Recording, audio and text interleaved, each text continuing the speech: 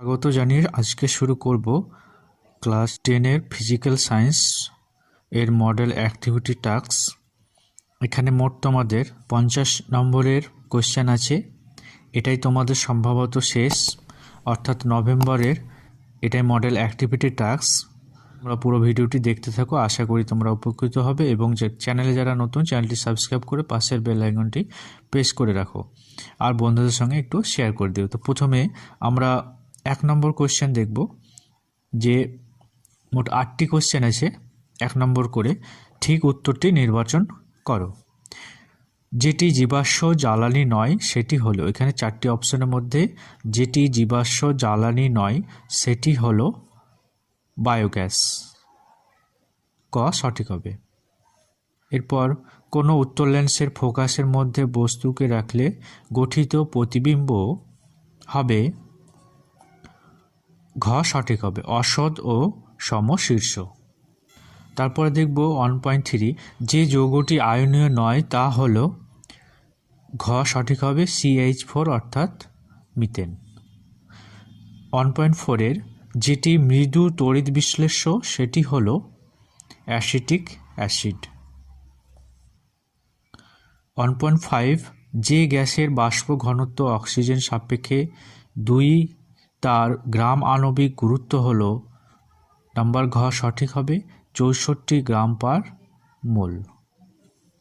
1.6, গলিত সোডিয়াম ক্লোরাইডের তড়িৎ বিশ্লেষণ করার সময়, খ সঠিক হবে, ক্যাথোড ঋণাত্মক ও এখানে বিজারণ ঘটে। 1.7, দেখো 3 ওহম ও 6 ওহম রোধের সমান্তরাল সমবায়ের তুল্য রোধের মান হলো 2 ওহম। গ সঠিক হবে, অর্থাৎ 1/R আমরা সূত্র জানি, 1/R সমান সমতুল্য রোধের মান হবে সমান্তরাল, যেহেতু এখানে আছে 1/R1 প্লাস 1/R2। এই মানগুলো যদি আমরা বসিয়ে দিই, এটা যদি R1 ধরি 1/3 প্লাস 1/6, এটা যোগ করলে আমরা পাবো 1/2, অর্থাৎ 1/R সমান 1/2। তাহলে R সমান আমরা লিখতে পারি কত, 2, অর্থাৎ গ সঠিক হবে। যেটি গ্রিনহাউস গ্যাস সেটি হলো নাইট্রাস অক্সাইড। গ সঠিক হবে। আমরা আরেকবার চেক করে নেব অ্যান্সারগুলো। 1-এর ক মিলিয়ে নাও তোমরা এবং খাতায় নোট ডাউন করে নাও। 1.2-এর শেষেরটা ঘ, 1.3-এর ঘ, 1.4-এর ঘ হবে, একই রকমভাবে 1.5-এর ঘ হবে। তোমরা অ্যান্সারগুলো মিলিয়ে নাও। 1.6-এর খ হবে এবং 1.7-এর গ হবে, 1.8-এর নাইট্রাস অক্সাইড গ হবে। এরপর চলে আসবো শূন্যস্থান পূরণ করো। এখানে মোট 3টি কোশ্চেন আছে, আমি খাতায় লিখেছি, তোমরা অ্যান্সার সহ শূন্যস্থানগুলি দেখে নাও। প্রথম কোশ্চেন আছে 2.1, হ্যালোজেন মৌলগুলির মধ্যে যেটি তড়িৎ ঋণাত্মকতা সর্বাধিক সেটি হলো ক্লোরিন। 2.2, বায়ুমণ্ডলের যে স্তরটি রেডিও তরঙ্গ প্রতিফলিত করে সেটি হলো আয়ন মণ্ডল। 2.3, ফিউজ তারের গলনাঙ্ক এর উপাদানগুলির গলনাঙ্ক অপেক্ষা কম হয়। তোমরা ভিডিওটি থামিয়ে উত্তরগুলি এভাবে শূন্যস্থান পূরণ করে লিখে নাও। এরপর চলে আসবো 4-এর সংক্ষিপ্ত উত্তর দাও। মোট 6টি কোশ্চেন। এরপর চলে আসবো 3-এর দাগে নিচের বাক্যগুলি সত্য অথবা মিথ্যা তা নিরূপণ করো। অর্থাৎ 3টে কোশ্চেন আছে 1 নম্বর করে, কোনটা সত্য বা এবং কোনটি মিথ্যা হবে নিচে সেটা পাশে সেটা লিখতে হবে। 3.1, তড়িৎ বিশ্লেষণের সময় দ্রবণের মধ্যে দিয়ে তড়িৎ পরিবহন করে ইলেকট্রন, এটা মিথ্যা হবে। উচ্চ উষ্ণতা ও নিম্ন চাপে বাস্তব গ্যাসগুলি প্রায় আদর্শ গ্যাসের মতো আচরণ করে, হ্যাঁ এটা তোমাদের সত্য হবে। 2টি মাধ্যমের আপেক্ষিক প্রতিসরাঙ্ক আলোর বর্ণের ওপর নির্ভর করে, এটাও তোমাদের সত্য হবে। তোমরা এইভাবে পাশে পুরো লাইনটা লিখে বক্স করে সত্য মিথ্যা ভিডিওটি থামিয়ে তোমরা লিখে নাও। এরপর চলে আসবো 4-এর দাগের একটি শব্দে অথবা একটি বাক্যে উত্তর দাও। অর্থাৎ সংক্ষিপ্ত উত্তর দিতে হবে, যেখানে 6টি কোশ্চেন আছে 1 নম্বর করে। তো এগুলি আমি খাতায় অ্যান্সারগুলো লিখেছি, তোমরা কোশ্চেনটা মিলিয়ে উত্তরগুলো লিখে নাও। আমি কোশ্চেনগুলো পড়ছি, তোমরা কোশ্চেনের সঙ্গে মিলিয়ে উত্তরের এভাবে নাম্বার দিয়ে লিখতে পারো। প্রথম কোশ্চেন, গ্যাস ধ্রুবকের অর্থাৎ আর এর এসআই এককটি উল্লেখ করো। তাহলে গ্যাস ধ্রুবকের অর্থাৎ আর এর এসআই একক হলো joule, mole inverse, kelvin inverse. অর্থাৎ যে জুল ফর যে, মোল ইনভার্স অর্থাৎ মোল ইনভার্স এভাবে লিখবে ব্র্যাকেটে, এবং কেলভিন ইনভার্স। ওকে, এটা। এরপর 4.2 পর্যায় সারণীতে প্রত্যেক পর্যায়ের কোন মৌলটির পারমাণবিক ব্যাসার্ধের মান সর্বাধিক হয়? অ্যান্সারটা হবে পর্যায় সারণীতে প্রত্যেক পর্যায়ের প্রথম মৌলটির পারমাণবিক ব্যাসার্ধ সর্বাধিক হয়। শুধুমাত্র ব্যতিক্রম হচ্ছে নিষ্ক্রিয় গ্যাসগুলির পারমাণবিক ব্যাসার্ধ সর্বাধিক হয় না। এরপর 4.3 কোশ্চেনটা আছে, মিলিয়ে নাও। এমন একটি আয়নীয় যৌগের সংকেত লিখো যার ক্যাটায়ন ও অ্যানায়ন দুটোরই ইলেকট্রন বিন্যাস হিলিয়াম পরমাণুর মতো। ঠিক আছে, তাহলে আমরা সে আয়নীয় যৌগটি হবে LiH অর্থাৎ লিথিয়াম হাইড্রাইড। কারণটা হচ্ছে LiH এর ক্যাটায়ন Li+, যার ইলেকট্রন বিন্যাস হিলিয়ামের মতো অর্থাৎ দুটি। একই রকমভাবে যদি বলি LiH এর অ্যানায়ন অর্থাৎ H-, যার ইলেকট্রন বিন্যাস হিলিয়ামের মতো অর্থাৎ দুটি, তাহলে এটা আমাদের অ্যান্সার হয়ে যাবে। এরপর দেখো 4.4 কিলোওয়াট অর্থাৎ KW ও কিলোওয়াট ঘন্টার KWH এর মধ্যে কোনটি ক্ষমতার একক? কিলোওয়াট হলো ক্ষমতার একক। 4.5 দেখো তোমাদের ডিসি অপেক্ষা এসির একটি ব্যবহারিক সুবিধা লেখো। ডিসি অপেক্ষা এসি সরবরাহ ও বন্টনে শক্তি ক্ষয় কম হয়, এটাই হচ্ছে সুবিধা। 4.6 কোনো বস্তুতে সোনার প্রলেপ দিতে কি তড়িৎ বিশ্লেষ্য ব্যবহৃত হয়? সমান পরিমাণে potassium, hydrogen phosphate K2H, PO4 এবং পটাশিয়াম কার্বনেট CaCO3 মিশ্রিত পটাশিয়াম আরাসায়ানাইড ব্যবহৃত হয়। তোমরা অ্যান্সারগুলো লিখে নাও, ভিডিওটি থামিয়ে তোমরা অ্যান্সারগুলো লিখে নিতে পারো। এরপর দেখব 5-এর দাগে সংক্ষিপ্ত উত্তর। তোমাদের অ্যান্সারগুলো 2 নম্বর করে, মোট 9টি 18 নম্বরের কোশ্চেন আছে। প্রথম কোশ্চেন, পিছনের গাড়ি দেখতে স্কুটার অথবা বাসে যে আয়না থাকে তা সমতল না করে উত্তল রাখা হয় কেন? উত্তরটা একটু বড় হবে, তোমরা এভাবে লিখে নাও। পিছনের গাড়ি দেখতে স্কুটার অথবা বাসে ভিউ ফাউন্ডার হিসেবে উত্তল দর্পণ ব্যবহার করা হয়ে থাকে, যাকে আমরা রিয়ার ভিউ মিরর বলে থাকি। সাধারণত উত্তল দর্পণ দ্বারা সর্বদা কোনো বস্তুর অসৎ সমশীর্ষ এবং ছোট প্রতিবিম্ব গঠিত হয়। এই প্রতিবিম্ব দর্পণের এখানে রেফ হবে মেরু এবং ফোকাসের মধ্যে গঠিত হয়। তাই সমান আকারের সমতল দর্পণের তুলনায় উত্তল দর্পণে অনেক বেশি বস্তুর প্রতিবিম্ব দেখা সম্ভব হয়, ফলে দর্পণের দৃষ্টিক্ষেত্র অনেক বেশি হয়। তাই চালকের পক্ষে তার পাশের আয়নার বেশি সংখ্যক যানবাহন দেখা সম্ভব হয়। এই কারণে পিছনের গাড়ি দেখতে স্কুটার অথবা বাসে যে আয়না থাকে তা সমতল না করে উত্তল রাখা হয়। আশা করি বুঝতে পেরেছ, তোমরা ভিডিওটি থামিয়ে লিখে নাও। এরপর 5.2 কোনো মৌলের আয়নীভবন শক্তি বলতে কি বোঝায়? ভূমিস্তরে বা সর্বনিম্ন শক্তি স্তরে স্থিত কোনো মৌলের একটি বিচ্ছিন্ন গ্যাসীয় পরমাণু থেকে তার যোজ্যতা কক্ষের সবচেয়ে দুর্বলভাবে আবদ্ধ ইলেকট্রনটিকে সম্পূর্ণরূপে অপসারিত করে পরমাণুটিকে গতিশক্তিহীন একক ধনাত্মক আধানে বিশিষ্ট আয়নে পরিণত করার জন্য প্রয়োজনীয় ন্যূনতম শক্তিকে ওই মৌলের আয়নীভবন শক্তি বলে। এরপর 5.3 ক্যালসিয়াম কার্বনেটের মধ্যে ভর হিসেবে ক্যালসিয়ামের শতকরা পরিমাণ নির্ণয় করো। তোমাদের একটি অঙ্ক টাইপ দিয়েছে কোশ্চেন, তোমরা একটু ভালো করে লক্ষ্য করো যে উত্তর হবে ক্যালসিয়ামের শতকরা পরিমাণ নির্ণয় করব আমরা এভাবে। ক্যালসিয়াম কার্বনেটের সংকেত হলো CaCO3। CaCO3 এর আণবিক ভর 40, C এর জন্য 40, C এর জন্য 12, ও কটা আছে 3টে, ও এর জন্য 16 × 3, তাহলে এখানে গুণ করে আমরা এটা যোগ করলে পাবো 100 গ্রাম। 100 গ্রাম ক্যালসিয়াম কার্বনেট, ক্যালসিয়াম থাকে কার্বনেটে, ক্যালসিয়াম থাকে 40 গ্রাম। ক্যালসিয়াম কার্বনেটের মধ্যে ভর হিসাবে ক্যালসিয়ামের পরিমাণ অর্থাৎ 40%, কারণ আমাদের মোট ছিল 100 গ্রাম। এভাবে তোমরা উত্তরটি লিখে নাও। এরপরে 5.4 সোডিয়াম ক্লোরাইডের ক্ষেত্রে আণবিক ওজন কথাটি কেন প্রযোজ্য নয় তা ব্যাখ্যা করো। NaCl তড়িৎযোজী যৌগ বা কঠিন অবস্থায় ও অণু হিসাবে থাকে না। Na+ এবং Cl- আয়নে বিয়োজিত অবস্থায় থাকে। যেহেতু NaCl কঠিন অবস্থাতে ও অণু হিসাবে থাকে না, তাই NaCl এর আণবিক ওজন কথাটি প্রযোজ্য নয়। এই ছিল আমাদের অ্যান্সার। এরপর 5.5 দেখো, এখানেও একটা অঙ্ক দিয়েছে তোমাদের। 50 গ্রাম ক্যালসিয়াম কার্বনেটের পূর্ণ বিয়োজনে কত গ্রাম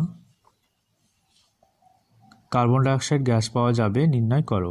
যেখানে Ca বলে দিয়েছে, যার আণবিক ওজনগুলো বলে দিয়েছে। ঠিক আছে, তাহলে এখানে দেখো কিভাবে করব আমরা। CaCO3 এর আণবিক ভর হচ্ছে 100 আমরা দেখলাম, এবং Ca এটা ভেঙে দিলে আমরা পাবো CaO + CO2, তাহলে CO2 আণবিক ভর নিয়ে নেব এখানে আমরা 44 গ্রাম। তাহলে 100 গ্রাম CaCO3 এর বিয়োজনে CO2 পাওয়া যায় কত? 40 গ্রাম। যেহেতু CO2 বের করতে হবে, তাহলে শুধুমাত্র CO2 এর আণবিক ভরটা নিয়ে নেব। তাহলে 1 গ্রাম CaCO3 এর বিয়োজনে CO2 পাওয়া যায় 40/100 গ্রাম। তাহলে 50 গ্রাম CaCO3 এর বিয়োজনে কত আমরা হিসাব করব? 22 গ্রাম। এটা কাটাকাটি হয়ে যাবে। 100কে 50 দিয়ে 2 আর 44কে 2 দিয়ে 22, অর্থাৎ 22 গ্রাম।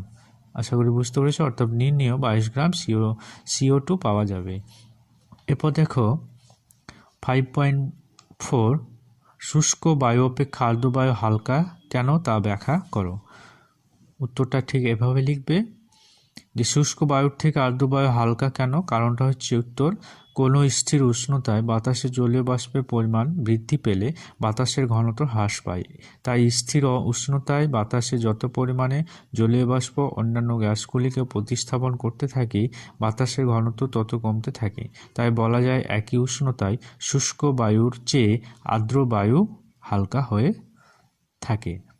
এরপর দেখো 5.7 কোশ্চেনটা আমি লিখেছি, সূর্যাস্তের সময় সূর্যকে লাল দেখায় কেন? আলোর বিক্ষেপণের জন্য সূর্যাস্তের সময় সূর্যকে লাল দেখায়। লাল বর্ণের আলোক রশ্মির তরঙ্গদৈর্ঘ্য অন্যান্য বর্ণের রশ্মির চেয়ে বেশি, তাই লাল বর্ণের আলোক রশ্মি, এখানে একটু মিস্টেক কাটাকাটি হয়ে গেছে, দুঃখিত এর জন্য। তাই লাল বর্ণের আলোক রশ্মির বিক্ষেপ অন্যান্য বর্ণের চেয়ে কম হয়। সূর্য দিগন্তে থাকে বলে সূর্য রশ্মিকে অনেক বেশি পথ অতিক্রম করতে হয়। এর ফলে লাল বর্ণের আলোক রশ্মি ছাড়া অন্যান্য বর্ণের রশ্মিগুলি বেশি বিক্ষিপ্ত হয়। ফলে ওই রশ্মিগুলি আমাদের চোখে এসে পড়ে না। লাল বর্ণের আলোক রশ্মি কম বিক্ষিপ্ত হয় বলে আমাদের চোখে এসে পড়ে। তাই সূর্যাস্তের সময় সূর্যকে লাল দেখায়। এটাই আমাদের অ্যান্সার হবে, এটাই কারণ। এরপর দেখো 5.8 ফ্লেমিংয়ের বামহস্ত নিয়মটি লেখো। ফ্লেমিংয়ের বামহস্ত নিয়মটি হলো এভাবে লিখবে। বামহস্তের বৃদ্ধাঙ্গুষ্ঠ মধ্যমা ও তর্জনী পরস্পরের সঙ্গে সমকোণে রেখে প্রসারিত করলে যদি তর্জনী চৌম্বক ক্ষেত্রের অভিমুখ এবং মধ্যমা তড়িৎ ক্ষেত্রের অভিমুখ নির্দেশ করে, তবে বৃদ্ধাঙ্গুষ্ঠ পরিবাহীর গতির অভিমুখ নির্দেশ করবে। এটাই ফ্লেমিংয়ের বামহস্ত নিয়ম। এরপর দেখো কোশ্চেন বলেছে লেঞ্জের সূত্রটি লেখো। লেঞ্জের সূত্র: যে কোনো তড়িৎচুম্বক আবেশের বেলায় আবিষ্ট তড়িৎচালক শক্তি বা প্রবাহের দিক এমন হয় যে তার সৃষ্টি হওয়া মাত্রই যে কারণে সৃষ্টি হয় সেই কারণকেই বাধা দেয়। এটাই লেঞ্জের সূত্র। এরপরে 6 দাগে দেখো, নিচের প্রশ্নগুলির উত্তর দাও। মোট 4টি কোশ্চেন আছে, 3 নম্বর করে, একটু বড় টাইপের। ঠিক আছে, প্রথম কোশ্চেন, এখানে একটা অঙ্ক দিয়েছে দেখো 6.1 760 অর্থাৎ মিলিগ্রাম এইচজি অর্থাৎ পারদ চাপে ও 273 কে উষ্ণতায় কোনো একটি গ্যাসের 1.4 গ্রাম এর আয়তন 1.12 লিটার গ্যাসটির মোলার ভর ও হাইড্রোজেন সাপেক্ষে বাষ্প ঘনত্ব নির্ণয় করো। ঠিক আছে, তাহলে ঠিক এভাবে আমরা বের করব যে 760 মিলিমিটার এইচজি চাপে ও 273 কে উষ্ণতাকে এইচটিপি বলা হয় আমরা জানি। তাহলে এটা লিখে নেবে। প্রশ্ন অনুসারে এইচটিপিতে 1.12 লিটার আয়তনে গ্যাসের ভর 1.6 গ্রাম, তাহলে 1 লিটার আয়তনে গ্যাসের ভর 1.6 বা 1.12 গ্রাম হয়ে যাবে, এটা নিচে চলে আসবে। ঠিক আছে, তাহলে 22.4 লিটার আয়তনের গ্যাসের ভর কত হবে, এটা কাটাকাটি করব আমরা। এখানে উপরে একটার আগে দশমিক, এখানে একটার আগে দশমিক কেটে যাবে, নিচের দুটোর আগে দশমিক কেটে যাবে। ঠিক আছে, তাহলে এখানে কাটলে আমরা পাবো 112কে পাবো, কাটলে 2 দিয়ে 224, যেহেতু দশমিক সব উঠে গেছে, তাহলে 16 × 2 = 32 গ্রাম। তাহলে গ্যাসটির মোলার ভর 32 গ্রাম এবং হাইড্রোজেন সাপেক্ষে গ্যাসটির বাষ্প ঘনত্ব 32/2 16, এটা বাষ্প ঘনত্বের হবে 16। ঠিক আছে, এইভাবে তোমরা অ্যান্সারটা লিখে নেবে। এরপর দেখো 6.2, এখানেও একটা অঙ্ক দিয়েছে। একটি তড়িৎ কোষের তড়িৎচালক বল 10 ভি অর্থাৎ ভোল্ট ও অভ্যন্তরীণ রোধ 2 ওহম, তড়িৎ কোষটিকে 8 ওহম রোধকের সঙ্গে যুক্ত করা হলো। রোধকটিতে 60 সেকেন্ডে কত জুল তাপ উৎপন্ন হবে নির্ণয় করতে। এরপর দেখব 6.2, এখানে একটা অঙ্ক দিয়েছে। একটি তড়িৎ কোষের তড়িৎচালক বল 10 ভোল্ট ও অভ্যন্তরীণ রোধ 2 ওহম, তড়িৎ কোষটিকে 8 ওহম রোধকের সঙ্গে যুক্ত করা হলো।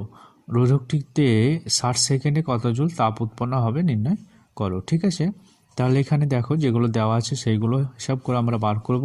যে তড়িৎ কোষটির তড়িৎচালক বল ই সমান দেওয়া আছে 10 ভোল্ট, অভ্যন্তরীণ রোধ আর স্মল আর সমান 2 ওহম এবং ক্যাপিটাল আর অর্থাৎ তড়িৎ কোষটিকে 8 ওহম রোধকের সঙ্গে যুক্ত করা হলো। তাহলে ক্যাপিটাল আর সমান 8 ওহম।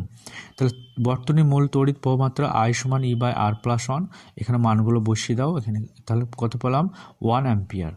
তড়িৎ প্রবাহমাত্রা কত পেলাম I সমান 1 অ্যাম্পিয়ার। তাহলে এখন 60 সেকেন্ডে রোধকটিতে উৎপন্ন তাপের পরিমাণ আমরা জানি H সমান I²RT। সব মানগুলো বসিয়ে দাও, IRT সব মানগুলো এগুলো বসিয়ে দিলে আমরা পাবো 480 জুল। তাহলে নির্ণয় 480 জুল তাপ উৎপন্ন হবে। এরপর 6.3, দুটো ধাতব, এখানে একটা অঙ্ক দিয়েছি তোমাদের। দুটি ধাতব তারের দৈর্ঘ্যের অনুপাত 2:1, ব্যাসার্ধের অনুপাত 1:2 এবং রোধকের অনুপাত 3:4 হলে তার দুটির রোধের অনুপাত কত হবে তা নির্ণয় করো। তাহলে এখানে দেখো যে মানগুলো দিয়েছে সেই মানগুলো আমরা ধরে নেব। ধরি প্রথম ও দ্বিতীয় তারের দৈর্ঘ্য, ব্যাসার্ধ, রোধাঙ্ক যথাক্রমে আয়ন R2 ও P1 এবং দ্বিতীয় তারের দৈর্ঘ্য, ব্যাসার্ধ, রোধাঙ্ক I2, R2 ও P2 একই রকম ধরে নেব। তাহলে প্রশ্ন অনুসারে অনুপাতগুলো দিয়েছে কত, যে এখানে এটা L করে নাও, L1 আর এটা L2। ঠিক আছে, তাহলে L1/L2 সমান 2:1 ছিল অনুপাত, 2:by হবে। R1/R2 অনুপাতগুলো 1/2 হয়ে যাবে এবং P1/P2 3/4 হয়ে যাবে। তাহলে প্রথম দ্বিতীয় তারের প্রস্থচ্ছেদের ক্ষেত্রফল যথাক্রমে πr² এবং πr1² এবং πr2 এর স্কোয়ার। তাহলে প্রথম তারের রোধ R1 সমান হবে P1L1/πr1²। ঠিক আছে, এবং দ্বিতীয় তারের রোধ R2 হবে P2L2/πr2²। ঠিক আছে, এভাবে তোমরা লিখবে। এবার আমরা যেহেতু এটা মানটা বের করব, R1/R2 সব মানগুলো বসিয়ে দাও, সমান সমান করে এটা উপরে হবে, এই যে উপরে মানটা বসিয়েছি এবং R2 এর এই নিচে এই মানটা বসিয়েছি। তাহলে এখানে পাই কেটে যাবে। সো অনুপাতগুলো নিয়ে নাও, P1/P2 গুণিত L1/L2 গুণিত R1² তার পুরোটা স্কোয়ার, এভাবে আমরা লিখে নেব। তারপরে মানগুলো বসিয়ে দাও, অনুপাতগুলো, এই যে অনুপাত এখানে নিয়েছিলাম আমরা, যে অনুপাতগুলো কোশ্চেনে দেওয়া ছিল সেই অনুপাতগুলো সব বসিয়ে দাও। ঠিক আছে, তাহলে এখানে আমরা ফাইনালি কাটাকাটি করে 3×6/1 পাবো। তাহলে R1/R2 কত পেলাম? 6/1। তাহলে তার দুটি রোধের অনুপাত হবে 6:1। এরপরে দেখো শেষ কোশ্চেন 6.4, চিহ্নিত রেখাচিত্রের সাহায্যে কীভাবে উত্তল লেন্সের মাধ্যমে কোনো বস্তুর অবশিষ্ট খর্বাকার সদ্বিম্ব গঠিত হয় তা দেখাও। ঠিক আছে, এটা তোমাদের আমি স্ক্রিনে দিয়ে দিচ্ছি। তোমরা ঠিক এই যে ছবিটা দেখতে পাচ্ছ এখানে, ঠিক আছে, এই ছবিটা পুরোটা স্কেল পেন্সিল দিয়ে আঁকবে এবং চিহ্নিত নামগুলো চিহ্নিত করবে। অবশ্যই ছবিটা সুন্দর করে একে চিহ্নিত করবে। আর তোমরা যতটা পারবে এই লেখাগুলো তোমরা যদি পুরোটা লিখতে পারো খুব ভালো, লেখাগুলো একটু লিখে নেবে। তো বন্ধুরা আজকে এই পর্যন্ত এখানেই শেষ করছি। তোমাদের মডেল অ্যাক্টিভিটি টাস্ক ক্লাস 10-এর ভৌতবিজ্ঞানে আলোচনা করলাম। যদি ভিডিওটি ভালো লাগে একটি লাইক করো এবং বন্ধুদের সঙ্গে অবশ্যই শেয়ার করো। আর চ্যানেলে প্রথম হলে চ্যানেলটি সাবস্ক্রাইব করে আমাদের সঙ্গেই থেকো। আজকের মতো এখানেই, অসংখ্য ধন্যবাদ।